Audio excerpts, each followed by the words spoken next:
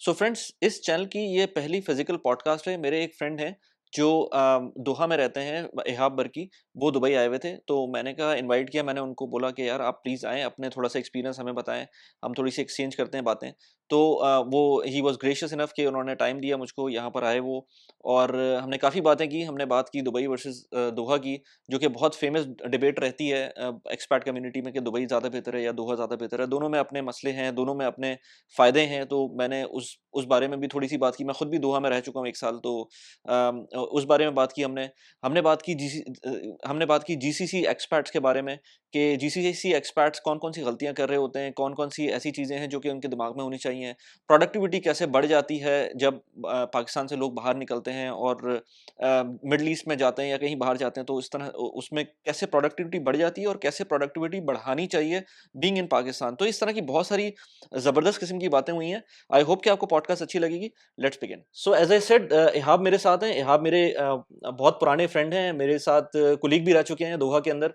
तो ये दुबई आया हुआ था, तो मैंने कहा यार एक छोटी-सी वीडियो हम लोग रिकॉर्ड कर लें और थोड़ा-सा अपना एक्सपीरियंस बता दें। क्योंकि दोहा में इहाब बहुत अरसे से है और कुछ अरसे दुबई में भी काम किया, तो हम थोड़ा-सा एक दुबई वर्सेस दोहा का भी कंपैरिज़न कर लेंगे और मिडल ईस्ट के अंदर किस तरह से हमारा जो सिचुएशन चल रही है और जॉब पर्सपेक्टिव से कितनी सैलरीज़ हो सकती हैं, क्या एक्सपेक्टेशन होनी चाहिए अगर कोई पाकिस्तान से आ रहा है, कोई इवन अगर लेट्स से वेस्टर्न कंट्री से बहुत सारे लोग पूछते हैं कि कनाडा से मूव कर रहे हैं या यहाँ मूव कर रहे हैं लेट्स से यूके से, तो दुबई में आएँ या दो दोहा में आएँ, तो क्या डिफरेंसेस हैं, इसको हम थोड़ा-सा सऊदीया को भी टच कर लेंगे। इस कन्वर्सेशन को आई होप कि पसंद आए आपको, और प्लीज़ कमेंट में लिख के बताएँ, और यहाँ के जितने भी सोशल मीडिया के चैनल्स हैं, वो भी आपको मैं यहाँ पर डिस्क्रिप्शन में डाल दूँगा, उनको फॉलो कर सकते हैं। So Ihab, how how how are you, और कैसा लग रहा है, और दुबई कैसे आना हुआ, और अभी आगे का क्या प्लान है, और दोहा में क्या चल रहा है? सबसे पहले thank you Wali, you doing a fantastic job and thank you for inviting me to your podcast. Thank you. अभी दुबई चक्कर काफ़ी ज़्यादा लगता रहता है, काम के ज़रिए भी। And I got a lot of friends क्योंकि यहाँ पे पहले भी काम करते थे। तो बस अभी एक बिजनेस का ट्रिप है, उसके ऊपर आए हैं थोड़े थोड़े दिनों राइट, के लिए। राइट। तो यार थोड़ा-सा अपने बारे में बताएँ कि कितने अरसे से दोहा में हैं, और दुबई में भी कुछ अरसे काम किया था, तो क्या जर्नी रही है? मतलब after your graduation I think कुछ ही अरसे बाद मूव हो गए थे middle east. Right right right. तो व्हेन वी ग्रेजुएटेड उसके बाद हमने मास्टर्स किया था। मास्टर्स के बाद पाकिस्तान में 1 साल की नौकरी की थी। And then I think at that point in time when we launch Telenor back in the days, हुँ, तो हुँ। हमारी पूरी जो मार्केट पाकिस्तान की थी, पहले बैंकिंग में बहुत फोकस था, उसके बाद फिर टेलीकॉम के बहुत सारे ऑपरेटर्स आ गए थे, राइट। पाकटेल से लेके येस, वो ज़माना जो है ना इंस्टाफोन। टेलीकॉम के लिए बहुत ज़बरदस्त था। So we as Pakistan produced a lot of really good talent in telecommunication, which actually went out all across the world, right. and that's why we also went into the same field. हुँ। तो उसके बाद यहाँ पे do launch होने वाला था, हुँ, तो हुँ। उसके स्टार्टअप टीम में आए। फिर यहाँ पर 2005 टिल 2008 यहाँ पे डू लॉन्च हुआ। और उस लॉन्च के बाद फिर obviously there lot of soft projects that happened, तो कतर उसके बाद मूव हुआ। तो फिर मेरे अच्छा। पास बड़ा अच्छा कंपैरिजन था 3 साल दुबई में। हाँ, हाँ। और उसके बाद जैसे ही आप दोहा में जाएँ तो यू फ़ील लाइक कि you know you've downgraded your lifestyle। Yes, yes, वो हाँ, तो मैंने भी फ़ील किया था, क्योंकि मैं थोड़ा-सा बताऊँगा राइट। 2015 में मैं आया था। But you know, on hindsight, now that I've been in Doha for the last almost what I would say 14 years now. Yeah, 14 14 years. Years. Yeah. Hmm. So 14 years in Doha and 3 years in Dubai. And in between these 14 years, I've traveled to Dubai and see it evolve. And obviously, while I've been in Doha, तो उसकी evolution तो मेरे सामने ही थी। हुँ। So comparatively, you know, when you live there on a very longer period of time in Doha, then you realize the benefits of Doha, hmm. as opposed to Dubai, which is a very metropolitan city and you know very fast moving life. Hmm, hmm. Doha ke andar, if you have like you know you're raising a family, obviously they also have their cultural values very much intact as opposed to to Dubai. as opposed to Dubai. दूसरा ये है कि और ये आप लोगों ने FIFA में भी देखा होगा कि हाँ। दे मेड श्योर दैट दे आर थ्रोइंग अ पार्टी बट दे वांट एवरीबॉडी टू एंजॉय द पार्टी एज दे पार्टी। येस, यू नो उनके येस। कल्चरल वैल्यूज को उन्होंने इंटैक्ट रखा। उन्होंने कहा कि जी we will facilitate you, we welcoming the entire world, hmm, but hmm. We gonna you know follow the principle that we believe in. Right. खैर, तो अगर कंपैरेटिवली देखा जाए तो इनिशियली तो डाउनग्रेड फील होता है, but slowly and gradually you just realise that there are 10 places in Doha in Dubai, and maybe those places are you know 2 or 3 in Doha, but it serves a purpose hmm. of the same quality, the same level. yet it's a smaller country, तो उसके problems भी छोटे हैं, and hmm that's the main crux of the point. I believe हम्म के the more entertainment that you get in Dubai, obviously for a family, raising a family, वो आपके लिए problematic भी हो बिल्कुल हो जाती जाता है, है, बिल्कुल और इसी तरह आपके प्रॉब्लम्स भी बहुत मिनिमाइज हो जाते हैं दोहा. You सही। live a very comfortable life, and people end up going to Doha, end up living there if they pass through the first or the second year, hmm which everybody goes there and say कि यार एक साल तक हम्म हम लोग यहाँ पे रहेंगे, फिर then we have another plan. हम्म वो आपने क्रॉस कर लिया, then it just sucks you into a very long period of time. हम्म। तो तो yeah. दोहा में ये तो बात बिल्कुल सही कही कि Doha and Dubai you can not compare in terms of infrastructure, in terms of the entertainment avenues, but at the same time जब एंटरटेनमेंट एवेन्यूज आते हैं तो ऑफ कोर्स वो फिर जो जीसीसी में रहने का जो जो पॉइंट है ना, वो भी मिस करने लगते हैं लोग, जो कि होता है ऑफ कोर्स यहाँ पर आप जब रह रहे होते हैं तो यहाँ पर टैक्सेस नहीं है, यहाँ पर आपको बहुत लाविश लाइफस्टाइल अगर कंपेयर करें बैक इन साउथ एशिया तो आपको बहुत अच्छी लाइफस्टाइल मिलती है, लेकिन at the same time you you become addicted to it. और अब जब वो होने लगता है तो एंटरटेनमेंट वेन्यूज मिलते हैं, वो आपको एक्सपेंसेस आपको बढ़ने लगते हैं, और वो चीज़ें मैंने यहाँ देखा है, Dubai is again going to suck you like anything, लेकिन वो दोहा में उस तरह की चीज़ नहीं होगी ऑफ कोर्स, लेकिन दोहा में जो मैंने फील किया था वो थोड़ा सा इन टर्म्स ऑफ रेजिडेंशियल रेंट्स वो थोड़ा सा एक्सपेंसिव था। I don't know now days कि अगर कंपेयर करें दुबई से। बिल्कुल, उसके थोड़े डायनामिक्स थोड़े डिफरेंट थे. 2006 में एशियन गेम्स हुआ था. हाँ I landed in Doha early 2008, और उस ज़माने में ये हुआ कि somehow the infrastructure that was built for Asian Games, वो उधर के लोगों के लिए इनफ नहीं था अकोमोडेट करने के लिए. राइट तो और वहाँ के अंदर gas and oil exploration was on a boom, and the country was growing. It was more oil and gas focused country.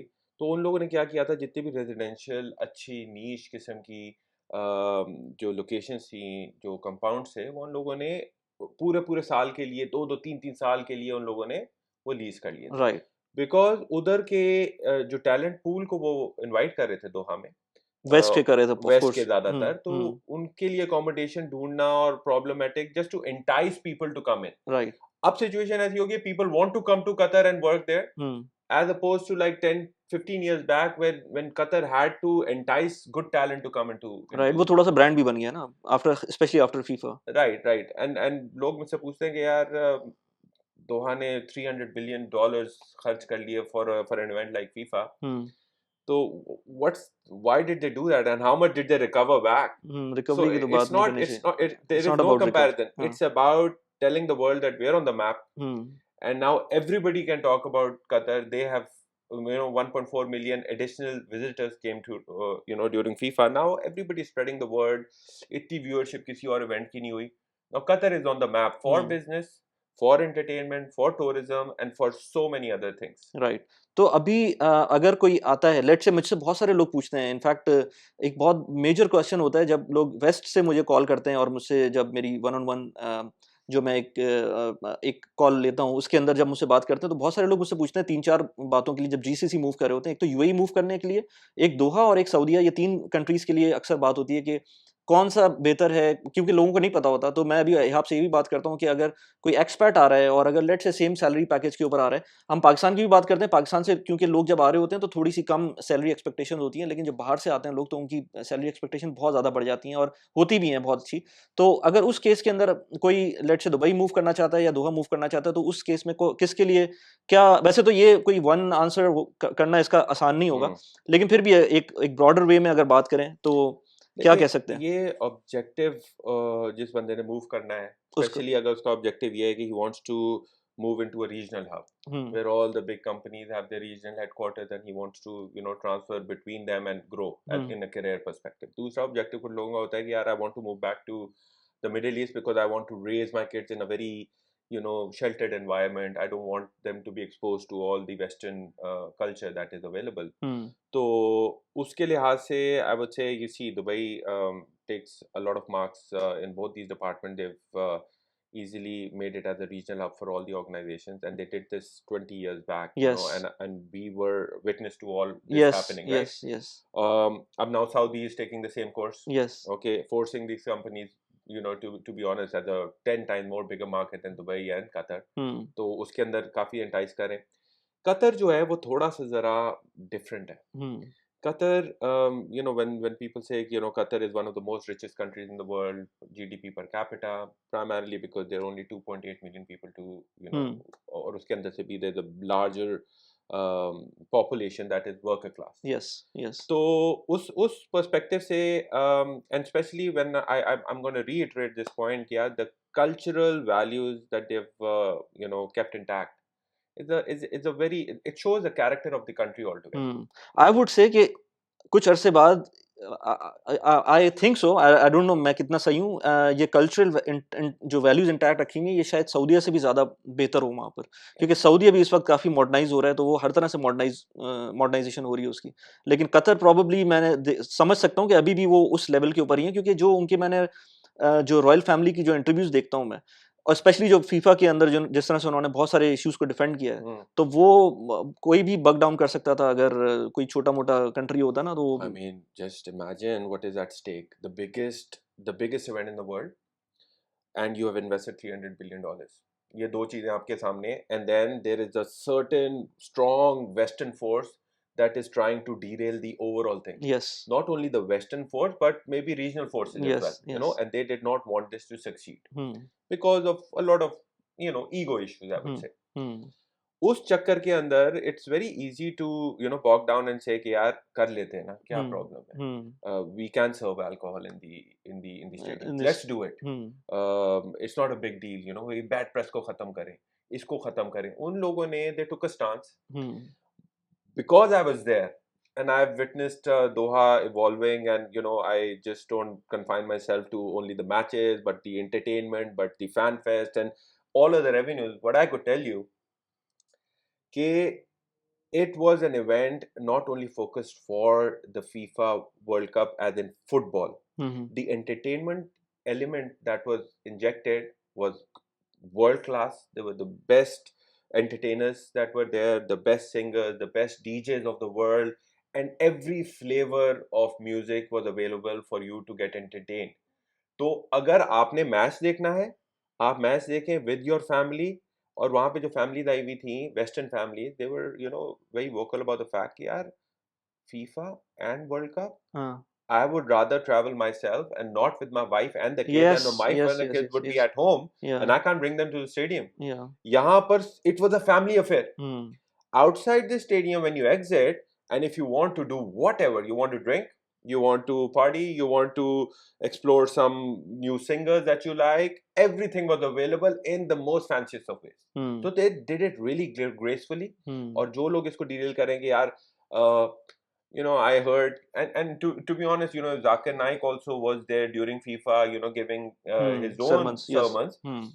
But the point is कि it's a very, I would say this is as multicultural as it could get. Yes yes ये भी हो रहा है, वो भी हो रहा है, फैमिली भी हो रही है. इन द और most modest fashion it's possible वो मैंने देखा कहीं भी इमोडेस्टी तो कोई चक्कर नहीं यहाँ पर भी मॉडेस्टी को एक लेवल पे रखते हैं लेकिन मैं कतर में खुद भी मैंने देखा है कि मॉडेस्टी को वो जो है ना एक उनका जो बार बनाया हुआ है उन्होंने वो वहां पर है और अभी तक उसको नीचे नहीं लेकर आए वो बहुत बड़ी Absolutely. बात है बिल्कुल बिल्कुल ऐसा ही है. उन लोगों के इस वर्ल्ड कप के बारे में बड़े वो जोक्स भी निकले. उन्होंने कहा यार this is the first world cup that none of the British were in the jails during a FIFA World Cup. Yes yes Why? वो Because there were no fights. Why? हाँ Because there was no alcohol alcohol involved. सही Why? बात है Because it was a very, joyful event. और मैं तो, when I went to like at least 8 to 9 games there. I was also involved in FIFA अच्छा operation. इस पे तो अभी आते हाँ. हैं बाय द वे कि तुम्हारा वो ये डोमेन क्या है और थोड़ा सा क्योंकि टेक्निकल लोग Yeah. भी होते हैं और यहाँ पर लोग स्टूडेंट्स भी देख रहे होते हैं तो कुछ के इहाब जो है वो क्या काम करता है और किस डोमेन में काम करता है मैं भी टेलीकॉम से हूँ इहाब भी टेलीकॉम से है तो हम थोड़ा सा ये भी एक्सप्लेन करते हैं कोई टेक्निकल डिटेल्स अगर बताओ कि क्या काम कर रहे थे और किस तरह से इवेंट क्योंकि बहुत ज़्यादा इन्वॉल्वमेंट होगी इस प्रोजेक्ट के अंदर भी तो पहले तो जॉब कहाँ कर रहे हो और उसकी क्या डिटेल्स हैं और उसके बाद ये यहाँ पर वर्ल्ड कप में किस तरह से उसको एग्जीक्यूट किया है राइट. तो अब जब फीफा वर्ल्ड कप हो रहा था तो in fact everybody in any organization or in any discipline, any sector, they were all working towards FIFA World Cup. तो healthcare sector भी था, they were trying to expand their healthcare sector to accommodate all the event. Telecom sector अलग कर रहा था, IT अलग कर रहा था. तो I initially belonged to a telecom sector, but now it's more like IT, telecom, cloud अच्छा, and right, smart city right, domain. Right. तो smart city domain जो है that has really picked up in hmm, Qatar, hmm, and they have picked it up like in a very unique manner. So there are a lot of smart use cases that you will see has popped up in Dubai, and a lot are there in Saudi. But what Qatar has done is उन्होंने कहा कि यार हम पहले एक platform बनाएंगे, will consolidate and work on a platform, and it took us at least 2.5 years to build it. Hmm, And after that we are going to have these ecosystem use cases. So then all these use cases are going to start sharing data in the platform, hmm, and then there are going to be cross sectorial use cases. Right, So FIFA के लिए सबसे important एक जो problem था वो था real time crowd and transport management. Okay, So that's a very important and a very key use case that they wanted to implement to manage a crowd, because Qatar has never seen an influx. Or see, just imagine 2.8 plus 1.4 million people coming in is 50% more population. Hmm, I mean, you've never witnessed it, so you don't even know how you're going to manage it. हुँ, हुँ, उसकी management के लिए first you need to basically be able to visualize the data in real time, and hmm, then take insights and draw real time insights, and take actions according to it. हुँ, तो हुँ। उसके अंदर काफी ज़्यादा involvement रही है. तो मतलब पहले मुझे पता है कि तुम नोकिया में थे Yeah. As a service provider towards Ooredoo Ooredoo is something like same as UAE में इतिसलात है तो क्यूटेल होता था पहले उसका नाम चेंज होकर ओरिडो हुआ था तो ओरिडो में उसके बाद नोकिया के बाद ओरिडो में किस पोजीशन पर हो? बिल्कुल, बिल्कुल। तो बेसिकली हमारी एक डिसिप्लिन है, as most of our friends are in, it's called the network planning and optimisation. So Nokia की तरफ से my customer was Ooredoo. Hmm So उसके दौरान we evolved the networks to modernize it from 2G to 3G to 4G to 5G. Right Then now I'm with Ooredoo, and Ooredoo के अंदर उन लोगों ने there's a very important initiative that they've taken and realized that these CSPs now they need to evolve and become a digital transformation. CSP stands for The service providers, the communication service providers. अच्छा okay So these CSPs, and they've realized that now the B2C kind of revenue generation is depleting by every year, because hmm by 4G you were able to get with say 5 carrier aggregation 5 years back, hmm 2 gigabits per second. But hmm now in one cell, would you ever require more than that? हम्म हमारी as a consumer requirement जो है वो 4G से meet होती है, और आजकल मैं बहुत देखता हूँ कि जी 5G आना बिल्कुल चाहिए पाकिस्तान में कि नहीं. हाँ, एंड ये दैट्स एक अलग क्वेश्चन है। हाँ मेरे ख़्याल से इस वक़्त हम पाकिस्तान में 5G के इस काबिल ही नहीं है कि हाँ 5G लाइक और कोई यूज़ केस भी एज़ सच नहीं है, या मेरे ख़्याल से क्योंकि हम 4G ही नहीं स्टेबल कर पा रहे हैं। हम या बेसिक चीज़ इलेक्ट्रिसिटी स्टेबल नहीं कर पा रहे, तो हम इस तरह की चीज़ वो बात अलग है कि इंटरनेट तो इलेक्ट्रिसिटी से ज़्यादा इम्पोर्टेंट है। लेकिन 5G तक जाने में जो है ना मेरे ख़्याल से क्योंकि हम दोनों टेलीकॉम बैकग्राउंड से हैं, मैं अभी भी यहाँ देख रहा हूँ यूज़ केसेज़ हैं 5G के बहुत ज़्यादा हैं, लेकिन वो 4G और इवन 3G पे भी चल सकते हैं, जो करेक्ट. पाकिस्तान के लेवल के यूज़ केसेज़ हैं। Yes, and I second basically अभी वो जैज़ के जो सीईओ थे, हाँ, उन्होंने अपनी एक स्टेटमेंट दी कि यार पाकिस्तान को 5G की ज़रूरत नहीं है. अच्छा उन्होंने ये कहा है? हाँ, एंड आई अच्छा। Could really understand what he is trying to say. हुँ, मतलब कि the return of investment on 5G, हुँ, पहले आप नॉन स्टैंड अलोन करें, फिर स्टैंड अलोन, मतलब कि आपके 5G के ऊपर एक अलग इन्वेस्टमेंट है. हुँ, उसके बाद आप वही प्रोडक्ट दे रहे हैं अपने यूज़र्स को उसी रेट के ऊपर, हुँ। तो आपकी रिटर्न ऑफ इन्वेस्टमेंट नहीं आ रही. Especially when the dollar has shot up. Yes, hmm, absolutely. हाँ, उसके उसके उसके लिहाज से और भी, क्योंकि आप जिनसे इक्विपमेंट ले रहे हैं obviously they are the either the European players और द हुँ, चाइनीज. हुँ। तो वो तो they are gonna be dealing with you in dollars, and does it make sense in Pakistan economics to basically have it right now? I also second what he actually man, I could really understand that. Hmm, अच्छा, उसकी लेकिन obviously added benefits हैं, और वो added benefits हैं in the industry revolution 4.0 for the B2B domain and the hmm, enterprise domain. Hmm, Because of these hyperscalers that have come in now, hmm, Amazon and Google and the Microsoft Azure, हाँ, इन लोगों ने जो पूरा ecosystem create किया है ना, उसके अंदर एक बहुत बड़ा इनका डोमेन है टेलीको का. हुँ, कि टेलीको के सारे वर्कलोड्स भी ये चाहते हैं कि जी ये पब्लिक क्लाउड के ऊपर आ जाए. राइट।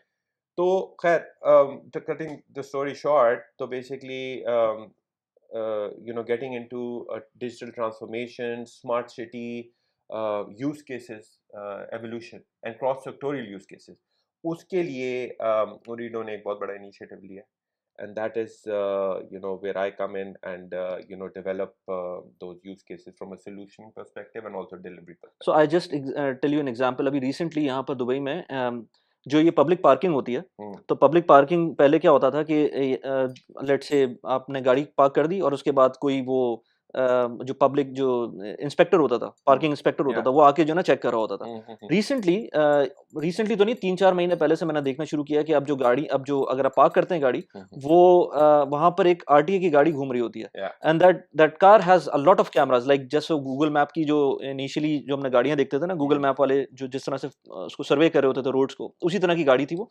मल्टीपल कैमरास लगे हुए थे या और उसके अंदर वो गाड़ियों को स्कैन करती हुई जा रही थी। मैं उसको एक दिन बैठ के देखा मैंने कि वो कितनी दफा आती है, क्योंकि फर्ज करो मैं अभी गाड़ी पार्क की मैंने और हम्म, उसके बाद मैं जा रहा हूँ, अभी मैंने पार्किंग लगा ही रहा हूँ मैं उसके अंदर, और हम्म, पीछे से गाड़ी चली गई, या तो वो तो मेरा टिकट लगा देगी। या लेकिन फिर मैंने देखा कि वो दोबारा आती है। या मेरे ख्याल से वो एटलीस्ट 2-3 राउंड लगाती है with in a span of 5 minutes, और उसके बाद उसको पता चल जाता है कि जना कौन सी गाड़ी पे फाइन लगाना है। तो ये तो एक यूज केस है या अगेन 5G का, लेकिन हम्म, ये चीज 4G पे भी हो सकती है। 4G पे भी हो लेकिन सकती है। क्योंकि हम यूएई में रह रहे हैं, तो यहाँ पर यूजेज उस तरह का है, यहाँ पर लेटेंसी वगैरह का भी एक एक फैक्टर है। लेटेंसी का मतलब ये है कि आप कितनी जल्दी, एक तो आप ये लेते हैं ना कि कितना डेटा यूजेज कर रहे हैं आप, और दूसरी चीज तरफ ये भी होता है कि आप कितना डिले उसमें लेके आ रहे हैं। अगर डेटा ज्यादा डाउनलोड भी कर रहे हैं तो उसमें डिले कितना है, तो वो लेटेंसी भी बहुत इंपॉर्टेंट है 5G के पर्सपेक्टिव से। तो वो मैंने अभी यूज केस उसका देखा कि स्पेसिफिकली, और बहुत सारे यूज केसेस जो हम इत्तेसात हम्म, में भी देख रहे होते हैं, कि हम्म, वो बहुत सारी ऐसी चीजें हैं जो कि 5G यूज केसेस हैं, लेकिन वो चीजें अगेन थर्ड वर्ल्ड कंट्री के अंदर इस वक्त जरूरी है कि नहीं है, ये एक अलग क्वेश्चन है।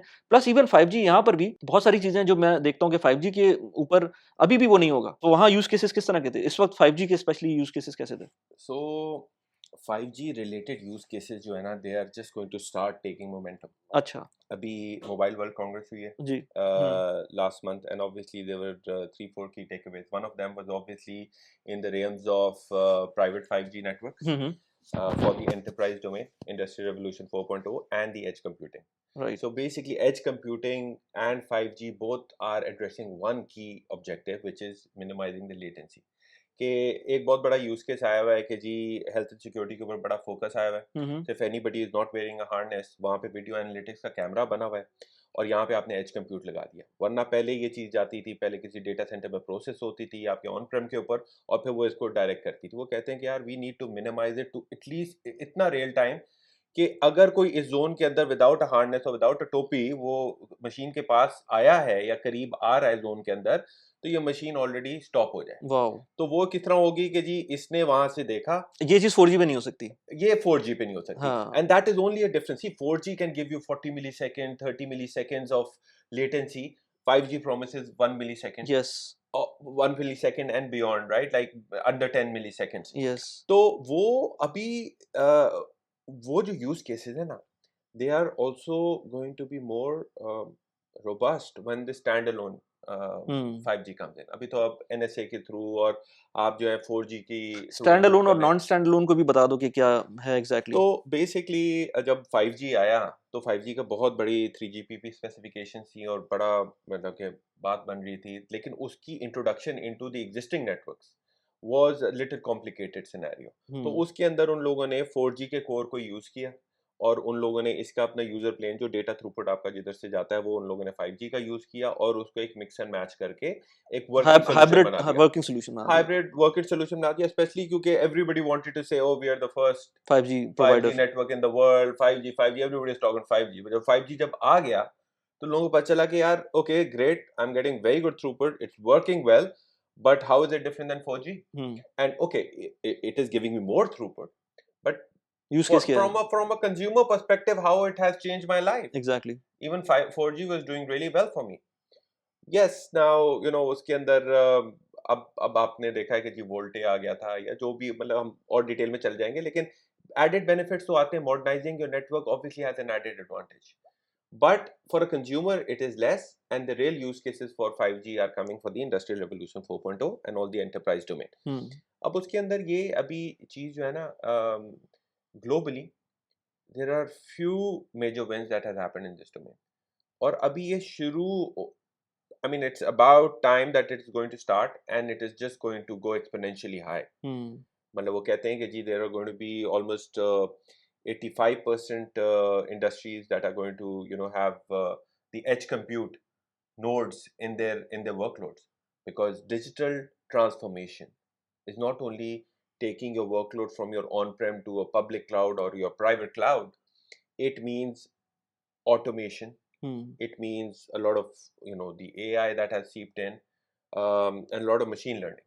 तो उन सबके लिए एंड एक्शनेबल आइटम, राइट, और उसके लिए आपको ये 5G and as compute nodes आएंगे. अच्छा चलो ये तो यार टेक्निकल थोड़ी सी बात चली गई थी हम्म. कि हम 5G के ऊपर Yeah. चले गए थे 4G पे चले गए थे लेकिन because this is our bread and butter और मैं भी इसी डोमेन में काम कर रहा हूँ तो हम लोगों ने थोड़ा सा वो कैरिड अवे हो गए थे लेकिन Yeah. एनीवेज अभी अगर रेगुलर पर्सपेक्टिव से बात करें तो अगर लेट से मैं बात करूं मैं एक चीज जो मैंने दोहा में देखी थी वो ये कि वहां पर अपर अपर क्लास के लिए बहुत सारे ऑप्शंस हैं या हो सकता है लोअर क्लास के लिए भी हो लेकिन मिडिल वे जो है ना वो बहुत कम मुझे नजर आया जो कि दुबई में मुझे बहुत अच्छी तरह से नजर आता है कि आपके पास लेट से मैं स्कूलिंग की बात करूं तो मैं स्कूलिंग ऐसी भी स्कूलिंग देखी है जो यहाँ पर लेट से 600 दिरहम पर मंथ के ऊपर आपको स्कूलिंग मिल जाती है Hmm. और जो कि बनती है लेट से 6,000 दिरहम लेट से 6-7,000 दिरहम per year Yeah.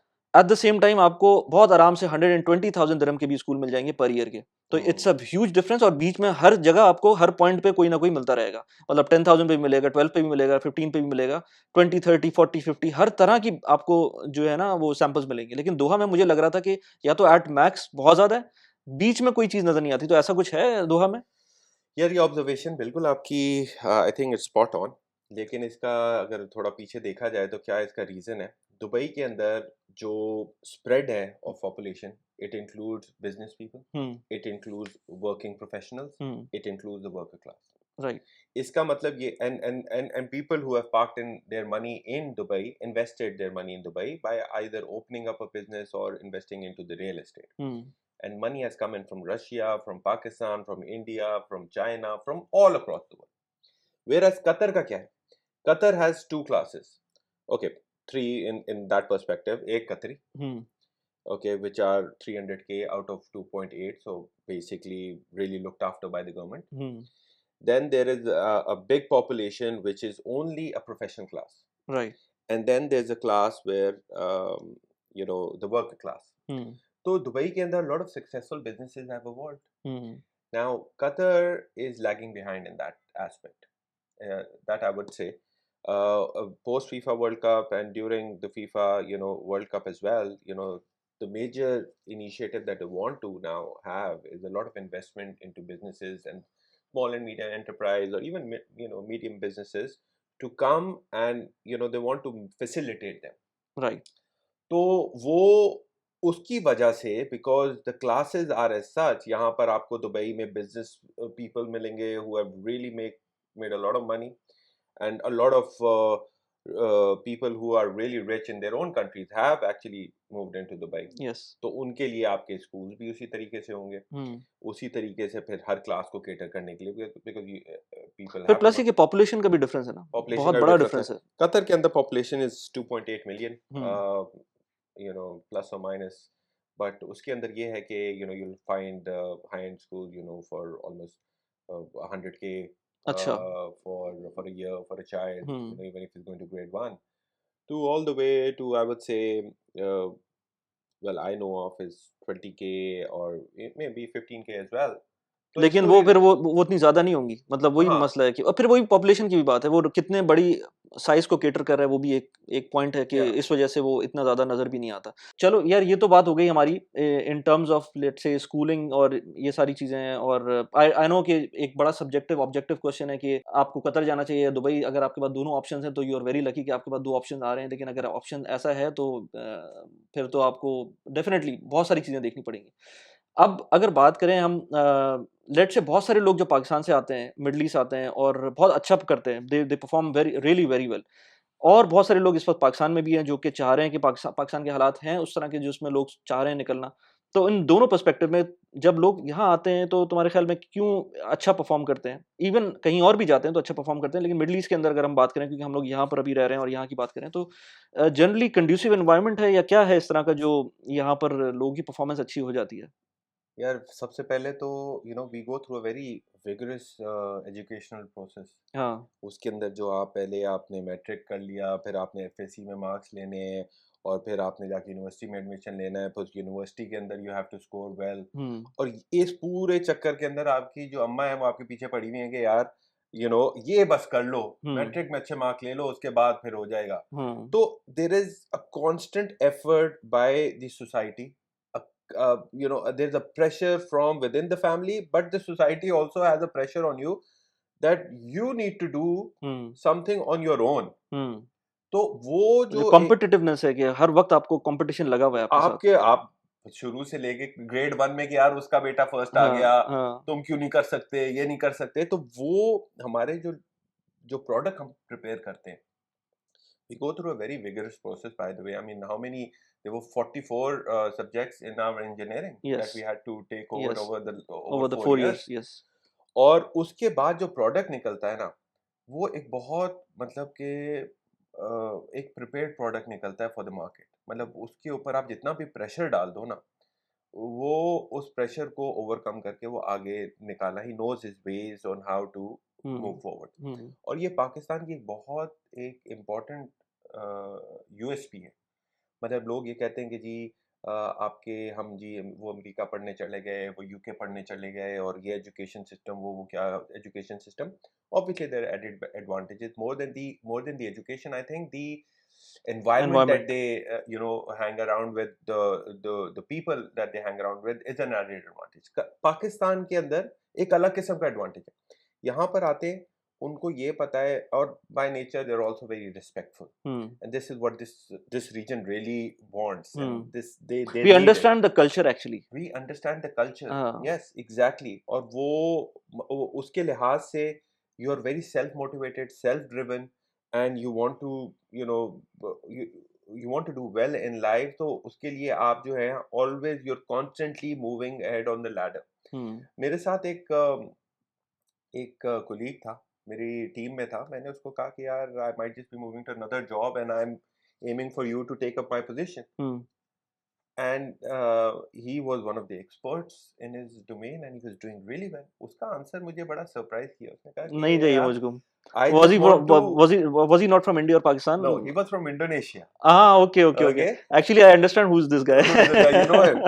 And he told me, and I was very surprised, and I said that I want you to be in this position and I want to shadow you for the next 6 months, and I've made my mind that you should be taking this position because you've done really well. उसने कहा कि यार I want to stay at this position all my life. I don't want to grow. And it's not coming from any Gora or any Western. ये एक आ रहा है Asian बंदा जो इस तरह बोल रहा है। मतलब who is like the expert of his domain. तो उससे मुझे ये हुआ कि हमारे अंदर तो यही होता है ज्यादातर कि यार अब इधर आ गए हैं, अब इधर से आगे कैसे बढ़ना है, इस तरह आगे कैसे बढ़ना है। तो we're always hustling mindset, setting ourselves new. और हमारे यार मतलब के to be honest, I've seen the work ethics that we have are also really good. मैं तो मेरे साथ एक बड़ा अच्छा episode हुआ in 2019. I was asked to start up an operation for the previous company that I was working for in Pakistan, and I was able to hire almost 100 odd engineers in like Multan, Lahore, Islamabad, and Karachi. Yeah, I kid you not, and this really will surprise you. Having been in this field for so long, and dealing with the operators over there, and the vendors, and the team, and the engineers, yeah, the level of technical acumen that these guys had was by far that I've seen anywhere else. They were really, really motivated. They were ready to give in long hours, and they were ready to get solutions. और उनका दिमाग ऐसा था, and I was like यार ये लोग अगर बाहर के जगहों पे प्लेस हो जाएं तो they will just disrupt the entire market. क्योंकि बाहर के अंदर I see there are few people that who come in, लेकिन यहाँ का जो हमारा फ्लेवर है वो क्या है? वो फ्लेवर ये है कि जी there is a lot of Qatarization, there's a lot of Saudization, there's Emiratization. And slowly and gradually that's seeping up. Then there were the Westerners that were coming in and trying to pull in their expertise. And then there was the South Asians, Indians and Pakistan, who were actually doing the job and making everything afloat. So bottom line is that I would strongly suggest, if anybody is aspiring to come into the Middle East, you have everything that you need, just being a person who has graduated from Pakistan. Yes, this I agree, because हमारी class के, अगर मैं अपनी batch की बात करूं, हमारे batch की बात करें तो I would say मैं मास्टर्स किया मैंने बाहर से, लेकिन आई वुड से जो लोग बाहर बैठे हुए हैं उनमें से हार्डली आई थिंक 5% नहीं मास्टर्स किया होगा। बाकी सब ने पाकिस्तान की ही एजुकेशन की बेसिस के ऊपर जो भी काम किया वो पाकिस्तान की एजुकेशन के ऊपर किया। मैं अभी भी कहता हूँ कि जैसे बहुत सारे लोग पाकिस्तान में बोलते भी हैं मोटिवेशनल स्पीकर्स कि आपको डिग्री की ज़रूरत नहीं है, लेकिन मेरे ख्याल से डिग्री की ज़रूरत है। लेकिन अपने माइंड को ओपन रखने की भी ज़रूरत है। सॉफ्ट स्किल्स को बहुत इंपॉर्टेंट सॉफ्ट स्किल्स होती हैं जो अपने आपको आपको हमेशा अपग्रेड करना चाहिए। पाकिस्तानी करते हैं लेकिन और उसमें इन्वॉल्व होना चाहिए। कैसे दुनिया चल रही है पाकिस्तान के अंदर रहते हुए जो है ना बहुत सारी चीज़ें कन्फाइंड हो जाती हैं। वो चीज़ें आपको जब पता चलती हैं जब बाहर निकलते हैं। अभी भी बहुत सारे लोग कमेंट्स के अंदर मेरी अपनी वीडियोज़ के ऊपर बहुत सारी ऐसी बातें करते हैं जो उनको मुझे पता है वो इसलिए कर रहे हैं कि उनको पता ही नहीं है, अभी स्कोप नहीं है। वो जब जब उनका विज़न आएगा तब उनको चीज़ें समझ में आएँगी कि और मेरे मेरे ख़्याल से ये विज़न जल्दी आ जाना चाहिए। और जल्दी कैसे आएगा जब आप एक्सप्लोर करेंगे चीज़ों को और जब बाहर निकलेंगे मिडल ईस्ट के अंदर एज़ आप सेड कि बहुत सारी चीज़ें बहुत सारे लोग हमसे मिलते हैं इंडियन पाकिस्तानी जो कि बहुत अच्छा कर रहे होते हैं। लेकिन वो पाकिस्तान में रहते हुए उस तरह की चीज़ नहीं कर पाते और उसका रीज़न शायद यही है कि वो उस तरह का विज़न नहीं मिल पाता है। मेरे पास भी अगर टेक्निकली मैं बात करूँ तो मेरे पास जो मैंने अपनी एक्सपीरियंस जो पाकिस्तान में लिया था मैंने, हालाँकि मैंने 2G तक काम किया था पाकिस्तान में। लेकिन वो जो सॉफ्ट स्किल्स मैंने पाकिस्तान में सीखी थी वो अभी तक मैं इम्प्लीमेंट कर रहा हूँ। हुँ। अभी तक उन्हीं की बेसिस के ऊपर मैं बहुत सारे काम कर रहा हूँ। यहाँ पर ऑफ कोर्स बहुत सारी टेक्निकल चीज़ें और बहुत सारी सॉफ्ट स्किल्स और भी सीखी लेकिन जो बेस बनी थी वो पाकिस्तान में ही बनी थी। और उसका रीज़न शायद यही था कि इतना कॉम्पिटिशन है पाकिस्तान के अंदर कि आपको पता है कि यार आपने काम नहीं किया तो दूसरा बंदा बैठा हुआ है, बहुत आराम से। बस अब इस पे एक बात वली ये बड़े इंटरेस्टिंग टॉपिक है, एक हाँ, बात मैं हाँ। करना चाहता हूँ सॉफ्ट स्किल्स के ऊपर। हम बहुत सारे ना कैवियट्स लगा देते हैं लोगों के ऊपर कि यार तुम अपनी सॉफ्ट स्किल इम्प्रूव करोगे तो ये होगा, तुम अपनी क्या कहते हैं ये टेक्निकल स्किल्स इम्प्रूव करोगे तो ये होगा, और वो करना जो होता है वो कभी कोई कर ही नहीं पाता। हाँ, एक्चुअली आपको you just need to find those areas where you lack and you need to start doing those areas, not learn those areas but get yourself into those areas. For example, अब जैसे if somebody wants to start off a YouTube channel, I'll tell hmm, you, so you hang out with people who are already in YouTube building channels and hmm. talking about it. तो आपको वो step लेना है to get there, और उसके बाद आपको keep your eyes and air open and you will see कि यार ये चीजें इस तरीके से हो रही हैं, और उससे आप लर्न करेंगे। कोई किताब थोड़ी है कि यार ये मैंने हाँ, सॉफ्ट स्किल कर ली है, हाँ, हाँ, अब मेरा हाँ। हो गया, अब मैं आई एम रेडी और for you this. Have to wait for some training to happen. अभी मैं एग्जांपल दूँ, एक बड़ी अच्छी एग्जांपल है। I don't remember exactly the name of that channel, वो टिकटॉक के ऊपर चैनल है। अब टिकटॉक पे पाकिस्तान में क्या कंटेंट बन रहा होता है वो आप लोगों की सोच है, लेकिन बहुत ज़बरदस्त किस्म का कंटेंट हर जगह बन रहा है, इवन चाइना में, वेस्ट के अंदर। एक क्रिएटर है मिस एक्सेल के नाम से, I don't know if you heard of her. वो उसने अपने, अब मुझे एग्जैक्ट नंबर्स तो याद नहीं है, लेकिन वो मिलियन ऑफ डॉलर्स में उसके रेवेन्यू जा रहा है इस वक्त, क्योंकि वो क्या कर रही है, सिर्फ वो जो है अपनी एक्सेल की डिफरेंट ट्यूटोरियल्स वो टिकटॉक पे बड़े इंटरेस्टिंग वे के अंदर जो है ना वो शो कर रही है।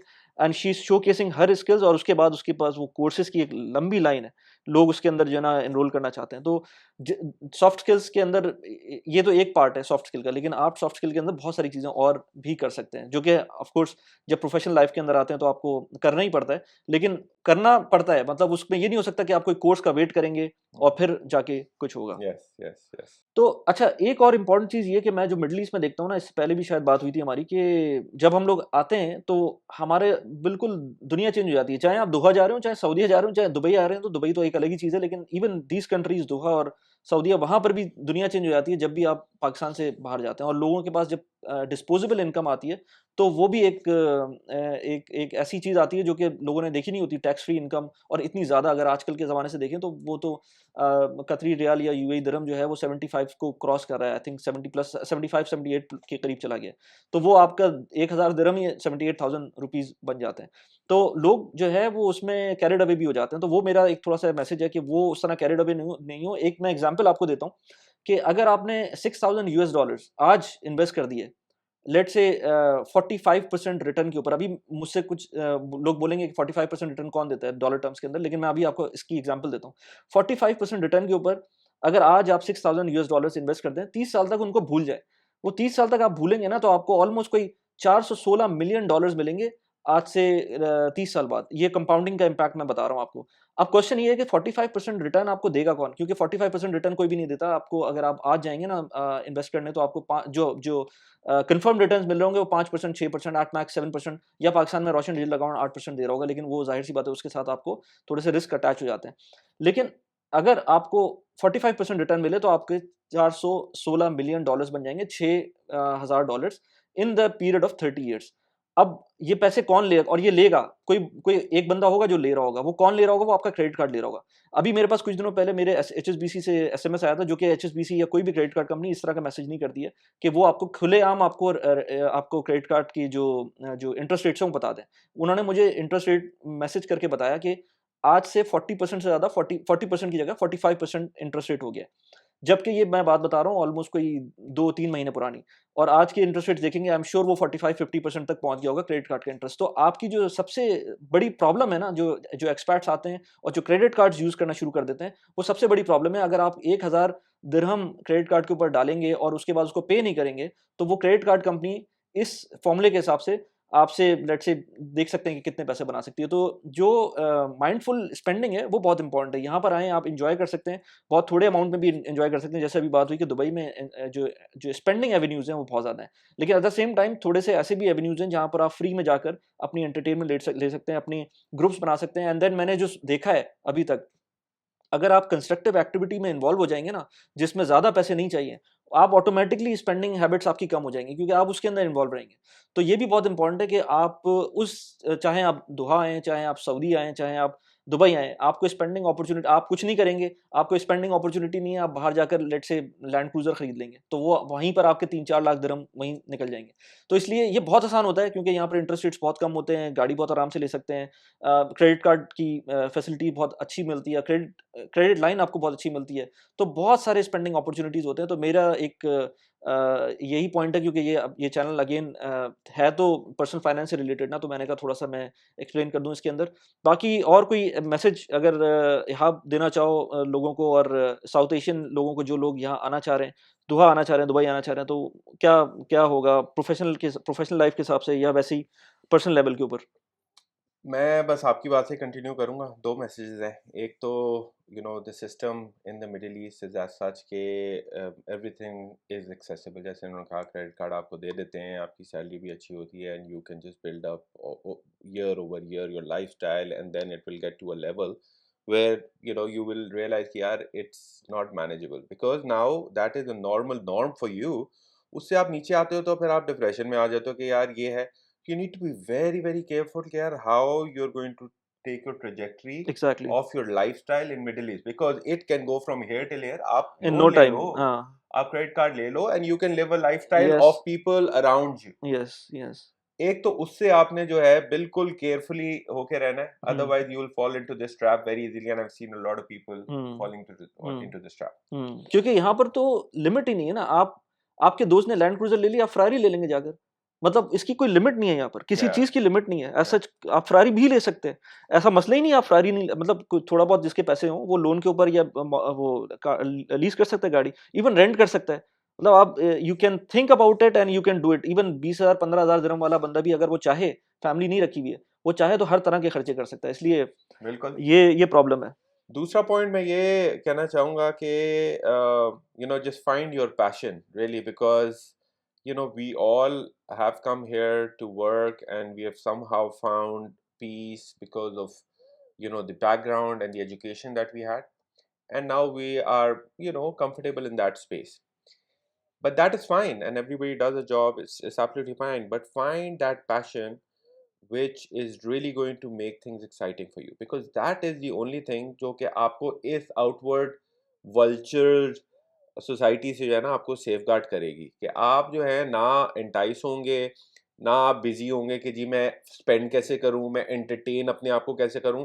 Find entertainment in your passion, be constructive and you can actually do two things at the same time। You just don't have to focus on job only and say I'm very tired। Spend half an hour on any of the passions that you really are there, and that passion is going to come to you throughout your life, but I think by the age of 35 to 40 you somehow yes, figure out कि यार ये yes. इस जगह पर मेरी कोई चीज है। हाँ, एग्ज़ैक्टली इसी तरह होता है, क्योंकि अब यहाँ पर एक और पॉइंट ये है कि पाकिस्तान में होते हैं, इवन इंडिया में होते हैं आप, तो आपको इतनी सारी चीज़ें साइड से आके पकड़ती हैं कि आपके पास फ्री, मैं तो कहता हूँ जो लोग यूट्यूब पे वीडियोज़ बनाते हैं पाकिस्तान से, उनका जो क्रिएटिव माइंड है वो कैसे चल रहा होता है, मुझे मेरी समझ से बाहर होता है, क्योंकि वो इतने मसले होते हैं पाकिस्तान के अंदर कि आपका पानी नहीं आ रहा, बिजली नहीं आ रही, ये चाहे अच्छी से अच्छी जगह पे आप रह रहे हो, वहाँ भी ये मसले होंगे।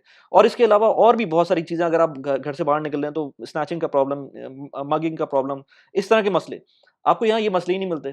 तो मैं तो मुझे तो शुरू में तो खैर हमने अपना टाइम ज़ाया किया, लेकिन अब मुझे लगता है कि जो है ना, इसके अंदर हमारे पास इतना टाइम होता है कि अगर पाकिस्तान में कोई जॉब कर रहा है और मैं अगर यूएई में एक जॉब कर रहा हूँ, तो मेरे पास अनफेयर एडवांटेज बन जाता है, ऑटोमेटिकली बन जाता है। अगर मैं जीसीसी कंट्रीज़ में कहीं जॉब कर रहा हूँ, इवन मैं तो जीसीसी कंट्रीज़ की बात कर रहा हूँ, वेस्टर्न कंट्रीज़ में भी अगर आप एक नॉर्मल जॉब कर रहे हैं, तो आपके पास unfair advantage over Pakistanis already बन गया है। पैसों में तो बन ही गया है, लेकिन आपके जो टाइम के अंदर यूटिलाइज़ेशन है उसकी, वो अगर आप नहीं कर रहे, तो आप एक अपने हिसाब से एक एक क्रिमिनल नेग्लिजेंस है, जो आप नहीं ले रहे हैं। तो आई होप कि लोगों को मैसेज मिल गया हो इस Yeah. चीज़ का। Last parting comments. I mean, I'd just like to congratulate Wali on doing such a fabulous job. I mean, serving the community, there's nothing better than that. You know, giving them advices. And for that, it's not that Wali has come from a very robust financial background. He has to study and share his experiences over years. जो कि उसने journals, articles, experiences, his failures, his gains, and he's freely giving it to all of you. I think that's the passion that I was talking about. तो I hope कि मतलब लोग इससे फ़ायदा उठाएँगे, और मैंने अगेन आपके जितने भी सोशल्स हैं वो डिस्क्रिप्शन में डाले हुए हैं। Just just go ahead and follow him, और आई होप कि कोई कंटेंट से रिलेटेड, बल्कि बाय द वे इहाब का बहुत अच्छा एक कंटेंट होता था एक ज़माने में, लेकिन मैंने कहा दोबारा से रिवाइव करने को, होपफुली कि रिवाइव करे, किसी भी फॉर्म में रिवाइव करे, लेकिन होपफुली होगा। तो Hopefully. आई होप कि आप लोगों को वीडियो पसंद आए, और प्लीज़ कमेंट करें, सब्सक्राइब कर दें चैनल को, और इसी तरह से वीडियो को शेयर करते रहें। Thank you very much. Thank you.